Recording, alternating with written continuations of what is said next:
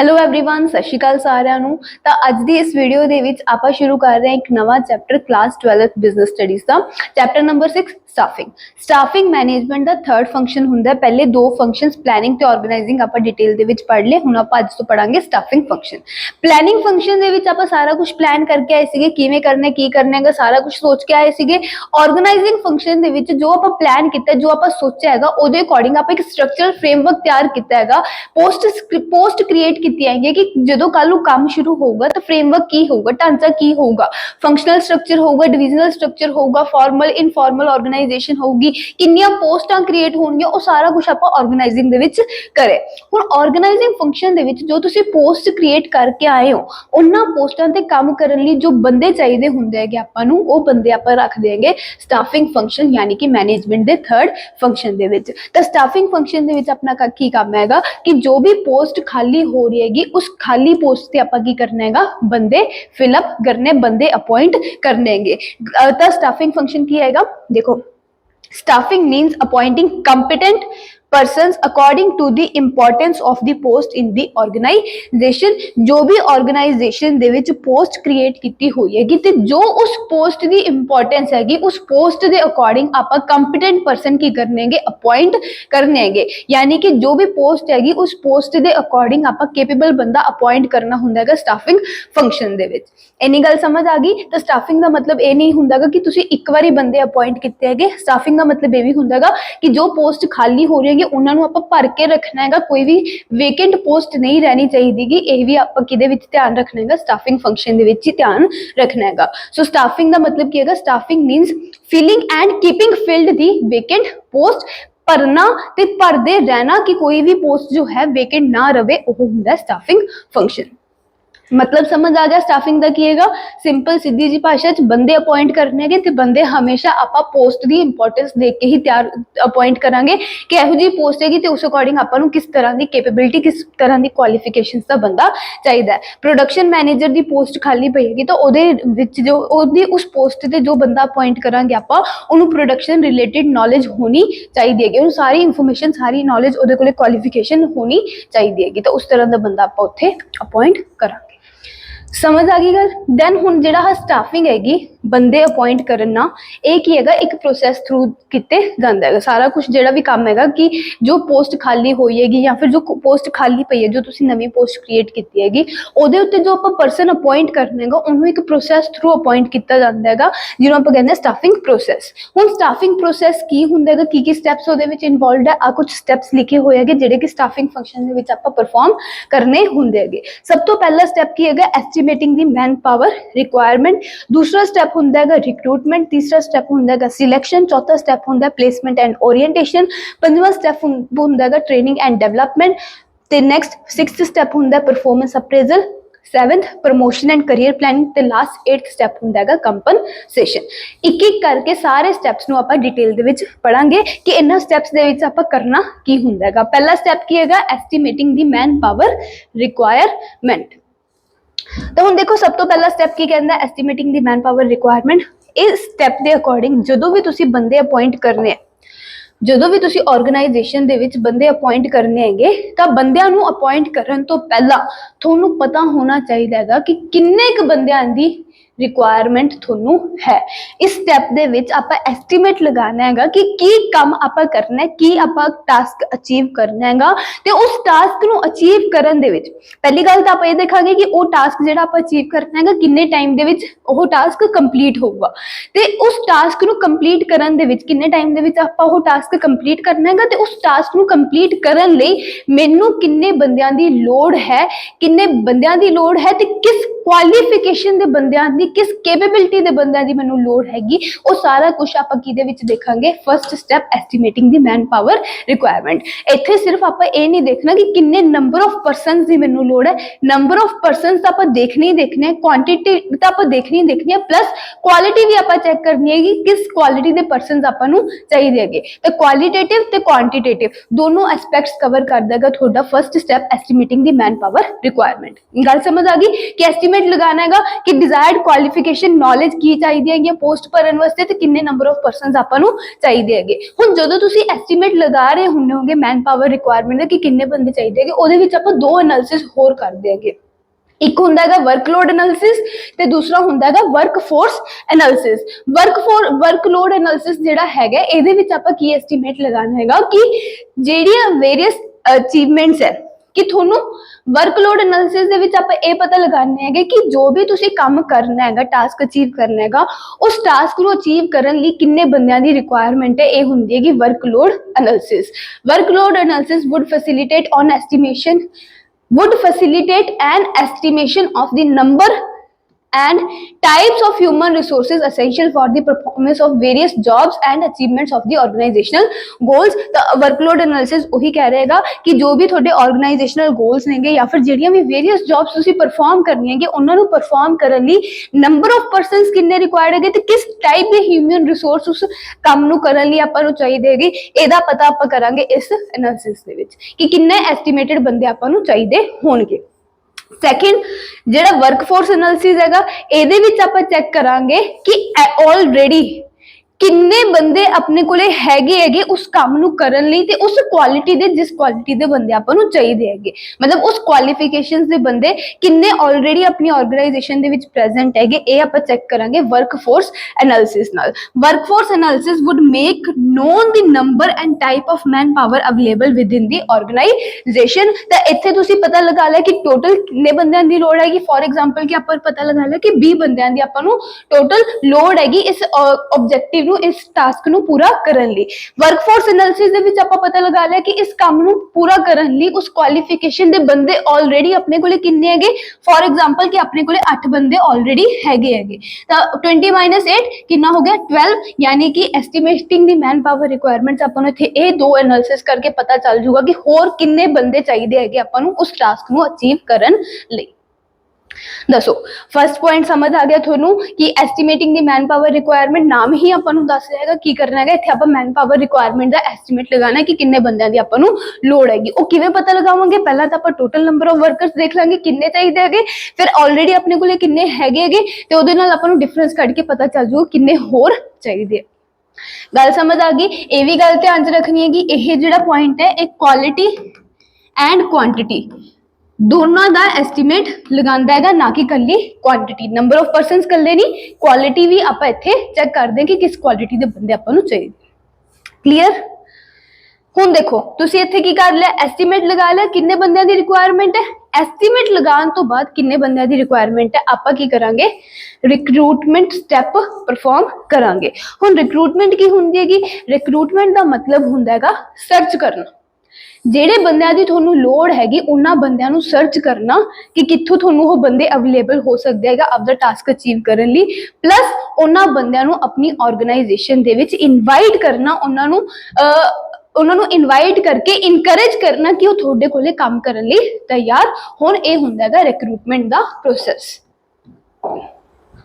Recruitment may be defined as the process of searching for prospective employees and stimulating them to apply for job positions within an organization। इत्थों तक इसकी definition है की कह रहे हैं, एक प्रोसेस है जिहदे विच तुसीं की कर रहे हो, सर्च कर रहे हो, किहदे बारे सर्च कर रहे हो, प्रोस्पैक्टिव इंप्लॉयज बारे सर्च कर रहे हो। प्रोस्पैक्टिव इंप्लॉयज मतलब कि वो क्वालिफिकेशन वो नॉलेज वाले बंदे जिन्हां दी तुहानूं लोड़ हैगी उन्हां नूं की कहा गया प्रोस्पैक्टिव इंप्लॉयज, उन्हां दी तुसीं सर्च कर रहे हो and stimulating them to apply for job position within organization ते उन्हां नूं तैयार कर रहे हो कि वो ਤੁਹਾਡੇ ਆਰਗੇਨਾਈਜੇਸ਼ਨ ਦੇ ਵਿੱਚ ਜੋ ਜੌਬ ਪੋਜੀਸ਼ਨ ਖਾਲੀ ਹੈਗੀ ਉਹਦੇ ਲਈ ਕੀ ਕਰਨ, ਅਪਲਾਈ ਕਰਨ। ਤਾਂ ਇਹਨੂੰ ਆਪਾਂ ਕੀ ਨਾਮ ਦਿੰਨੇ ਹੈਗੇ, ਇਸ ਸਾਰੇ ਪ੍ਰੋਸੈਸ ਨੂੰ ਜਿਹਦੇ ਵਿੱਚ ਤੁਸੀਂ ਸਰਚ ਕਰਕੇ ਬੰਦਿਆਂ ਨੂੰ ਇਨਵਾਈਟ ਕਰ ਰਹੇ ਹੋ, ਆਪਦੇ ਕੋਲੇ ਬੁਲਾ ਰਹੇ ਹੋ, ਕੀ ਨਾਮ ਦਿੱਤਾ ਹੈਗਾ, ਰਿਕਰੂਟਮੈਂਟ ਪ੍ਰੋਸੈਸ। ਹੁਣ ਰਿਕਰੂਟਮੈਂਟ ਜਿਹੜੀ ਹੈਗੀ ਉਹ ਕਰਨ ਦੇ ਆਪਣੇ ਕੋਲੇ ਦੋ ਸੋਰਸਿਸ ਹੈ, ਯਾਨੀ ਕਿ ਦੋ ਤਰੀਕਿਆਂ ਨਾਲ ਤੁਸੀਂ ਬੰਦਿਆਂ ਨੂੰ ਸਰਚ ਕਰਕੇ ਆਪਣੀ ਜੋ ਪੋਜੀਸ਼ਨ ਖਾਲੀ ਹੈਗੀ ਉਹਨੂੰ ਫਿਲ ਅਪ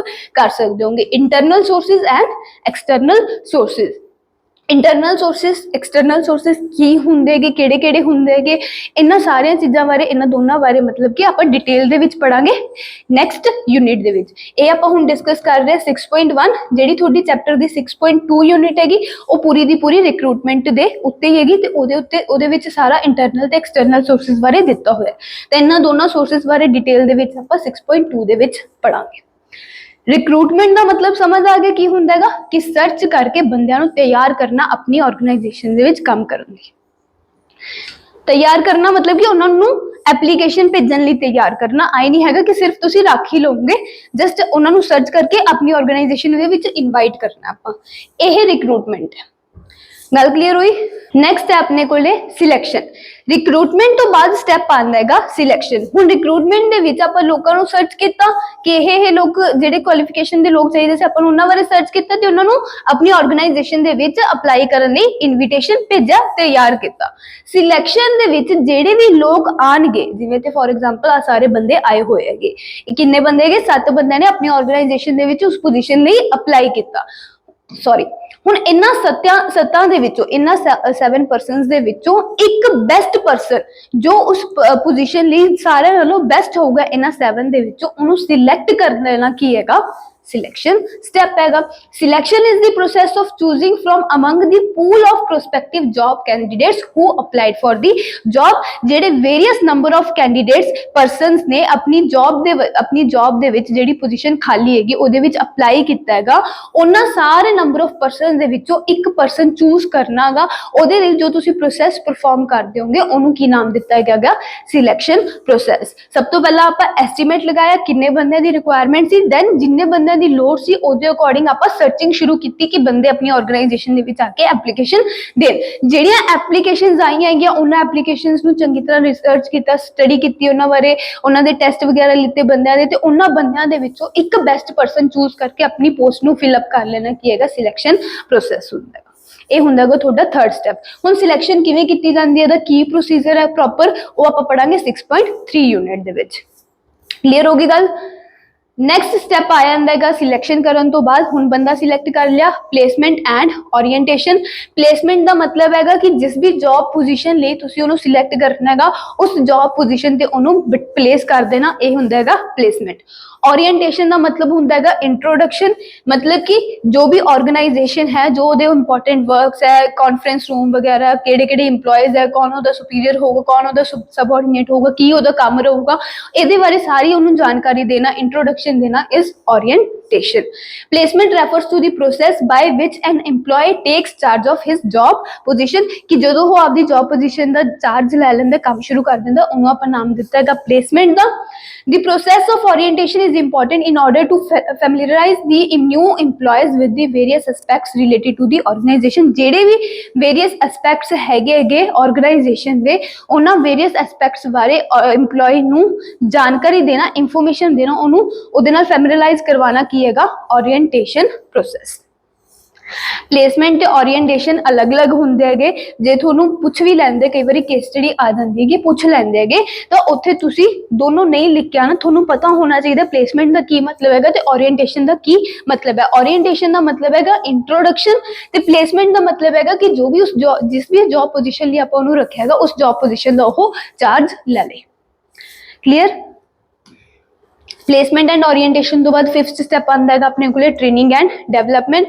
हुण बंदे ने अपनी पोजीशन का चार्ज लै लिया, काम शुरू करता, जो वो काम शुरू करूगा तो उस काम के नाल नाल आपां ध्यान रखना है कि आपां नूं उस काम के रिलेटेड ट्रेनिंग प्रोवाइड करिए ते ओहदी ओवरऑल ग्रोथ बारे, ओवरऑल डेवलपमेंट बारे भी आपां काम करते रहना है। तो ट्रेनिंग की हुंदा है बेसिकली जो भी पर्टिकुलर जॉब, जो भी पर्टिकुलर टास्क परसन कर रहेगा उस पर्टिकुलर टास्क बारे उन्होंने नॉलेज देना, उस पर्टिकुलर टास्क नूं उन्होंने सिखाना की हुंदा है training.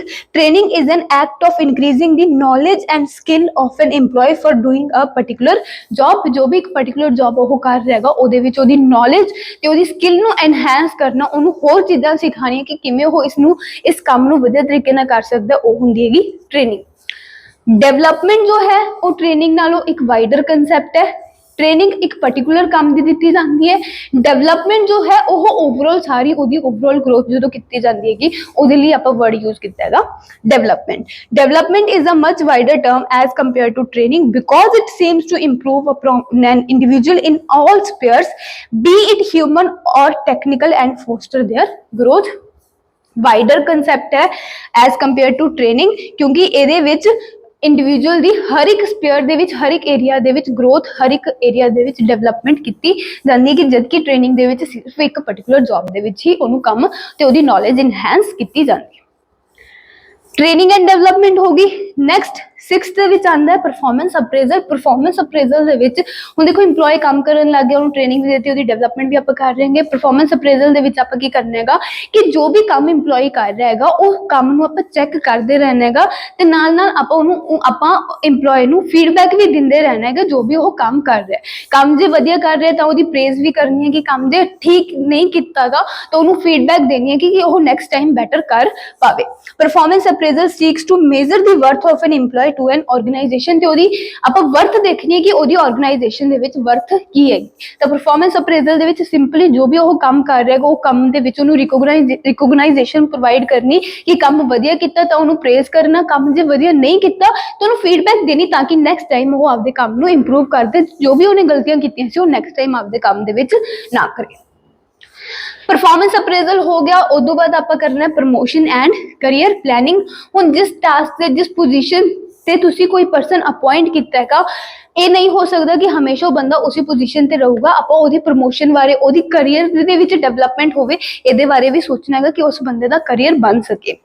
Promotion refers to being placed at higher position with more pay, job satisfaction and responsibility. Promotion का की मतलब है कि जिस पोजीशन ते मैं आ जाएंगी उस पोजीशन तो किसी हायर पोजीशन ते मैनू अपॉइंट कर देना, मैनू ज्यादा पे मिलनी, मैनू जॉब सैटिस्फैक्शन मिल जानी is promotion. Generally on the basis of the feedback report of employees performance they are given promotion and opportunities for their higher position. जो भी काम वो कर रहे हैं उन्होंने दे काम दे विच की फीडबैक मिल रही है कि उन्होंने दी परफॉर्मेंस है कि ऑर्गेनाइजेशन दे विच ओदे अकॉर्डिंग प्रमोशन दे दी जाती है। तो प्रमोशन जो होगी तो उन्होंने करियर दे विच भी डेवलपमेंट होगी, उन्होंने करियर वधिया होगा। समझ आ गया 7th point. Next 8th point है कंपनसेशन।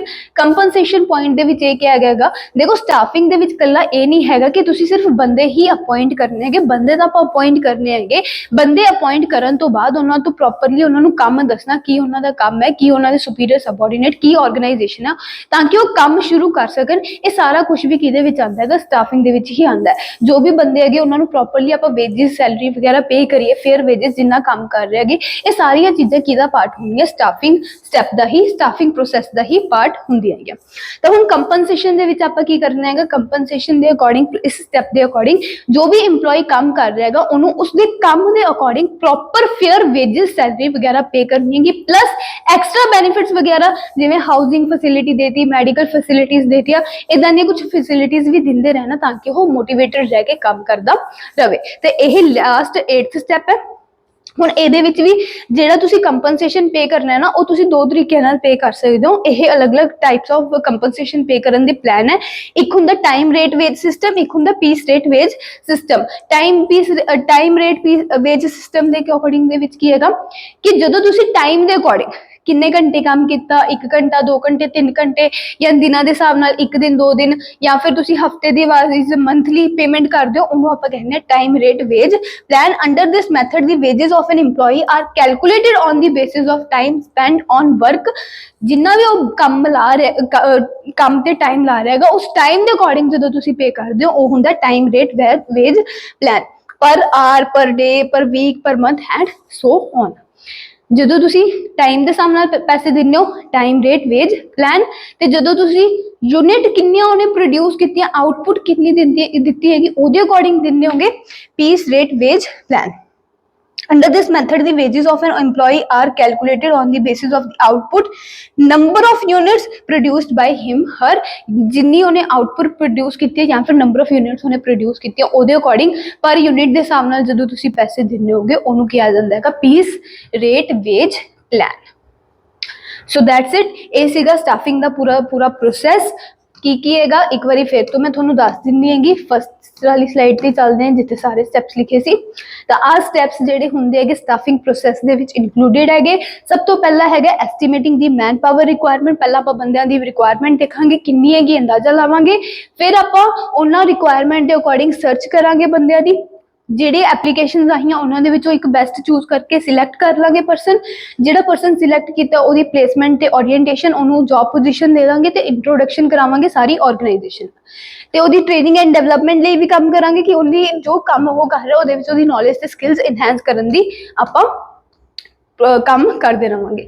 ਪਰਫਾਰਮੈਂਸ ਅਪਰੇਜ਼ਲ, ਜੋ ਵੀ ਉਹਨੇ ਕੰਮ ਕੀਤਾ ਉਸ ਕੰਮ ਦੇ ਰਿਲੇਟਡ ਉਹਦੀ ਪਰਫਾਰਮੈਂਸ ਚੈੱਕ ਕਰਕੇ ਉਹਨੂੰ ਫੀਡਬੈਕਸ ਪ੍ਰੋਵਾਈਡ ਕਰਨਾ।